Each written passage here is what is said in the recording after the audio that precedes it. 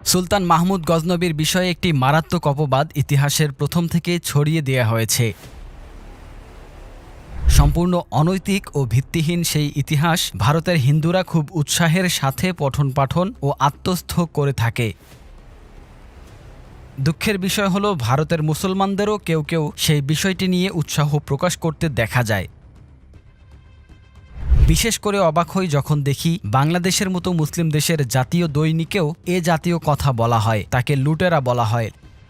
লেখা হয় তিনি সোমনাথ মন্দির থেকে ২০০ মণ স্বর্ণ লুটপাট করেছিলেন। কি জঘন্য মিথ্যাচার, কত বিকৃত ইতিহাস! অথচ সোমনাথ অভিযানের কারণগুলো খতিয়ে দেখলে বোঝা যায় যে নিজেদের কৃত অপকর্মসমূহ ঢাকার জন্য সুলতানের উপর এসব অপবাদ চাপানো হয়েছে। তৎকালীন হিন্দু পুরোহিতরা সোমনাথ মন্দিরে ওদের দেবতা মূর্তির সামনে প্রায় সময়ই নারীদেরকে বলিদান করত।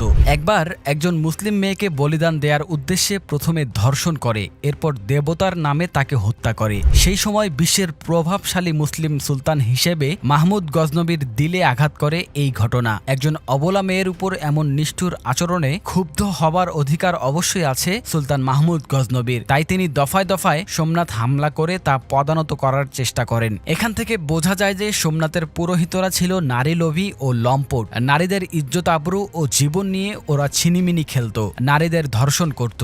এসব ধর্ষককে বাঁচাতেই ইতিহাস বিকৃত করে সুলতানকে দোষী সাব্যস্ত করা হয়, আর ওদিকে পার পেয়ে যায় সমাজের সর্বনিকৃষ্ট অপরাধীরা। সুতরাং যারা সুলতানের নামে অপবাদ রটাবে, বুঝতে হবে এরা কোনো না কোনো ধর্ষক বা অপরাধীকে বাঁচাতেই এমন অপকর্মে লিপ্ত। তৎকালীন সোমনাথ মন্দির নিয়ে অনেক কথা প্রচলিত ছিল। এর একটি হলো সোমনাথের মূর্তি দেবতাটি স্বীয় অলৌকিক শক্তিতে শূন্যে ভাসমান, এটা তার দেবতা হবার বিশেষ নমুনা। অথচ বাস্তবতা হলো সম্পূর্ণ এর বিপরীত। সোমনাথ বিজয়ের পরে সুলতান মাহমুদ গজনবী স্বীয় প্রকৌশলীদের দ্বারা মূর্তি ও তার আশপাশে পরীক্ষা করে দেখেন যে শুধু লেভেলটাই আসল, বাকি সব মিথ্যে। কেননা প্রকৌশলীদের গবেষণায় বেরিয়ে এসেছে সোমনাথের মূর্তি ভাসমান বা ঝুলন্ত কিছুই নয়, বরং মূর্তি নিয়ে একটা চরম ধোঁকাবাজি। এই মূর্তি ঝুলে থাকার কারণ চারদিকের দেয়ালে লাগানো চুম্বকের চতুর্মুখী আকর্ষণ, যে আকর্ষণে মূর্তিটি মাঝখানে ঝুলে থাকত।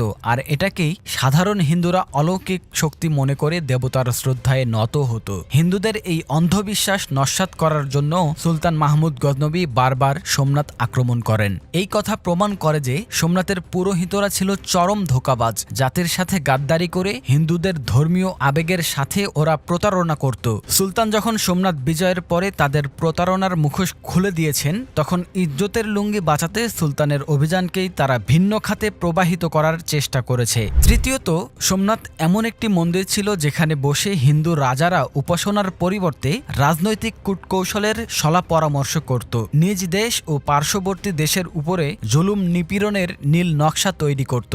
বিশেষ করে ইসলাম বিদ্বেষী যত ষড়যন্ত্র সব এখান থেকেই পরিচালিত হতো। এজন্য সুলতান মাহমুদ গজনবী বারবার তাদের এসব গোপন দুর্গে আঘাত করতেন, কেননা ইবাদতগাহকে এরা কলুষিত করে ফেলেছে। সোমনাথ মন্দিরে হামলার আরেকটি কারণ হচ্ছে এই মন্দিরকে ঘিরে হিন্দুদের কনফিডেন্স বা আত্মবিশ্বাস ছিল আকাশচুম্বী। তারা মনে করত পৃথিবীর কোনো শক্তি সোমনাথ অভিযানে সফল হবে না, তাদের পাথুরের দেবতা হামলাকারীদের পরাজিত করবে। এসব মুখ ও অচল দেবতাদের উপরে কেউই সোমনাথে বিজয়ী হতে পারবে না। এই ভিত্তিহীন আত্মবিশ্বাস থেকেই তারা প্রতিনিয়ত সুলতানকে চ্যালেঞ্জ করত। তাদের চ্যালেঞ্জ মোকাবেলা করে অমূলক আত্মবিশ্বাস ভেঙে দেওয়ার জন্যই সুলতান বারবার সোমনাথ অভিযান পরিচালনা করেছেন এবং শেষ পর্যন্ত সফলও হয়েছেন। এখন রইল সোমনাথ থেকে গজনীতে সুলতান কর্তৃক ২০০ মণ স্বর্ণ নিয়ে যাবার কথা। যারা এই বিষয়টি দেখিয়ে সুলতানকে লুটেরা বলে, বুঝতে হবে যুদ্ধনীতি সম্পর্কে তাদের অজ্ঞতা একেবারে গভীরে পৌঁছে গেছে। কেননা প্রতিটি যুদ্ধের পরে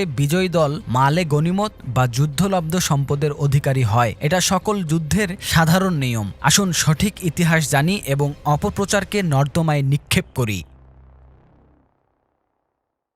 প্রবচন রেকর্ডস, নতুন সৃষ্টির প্রত্যাশা।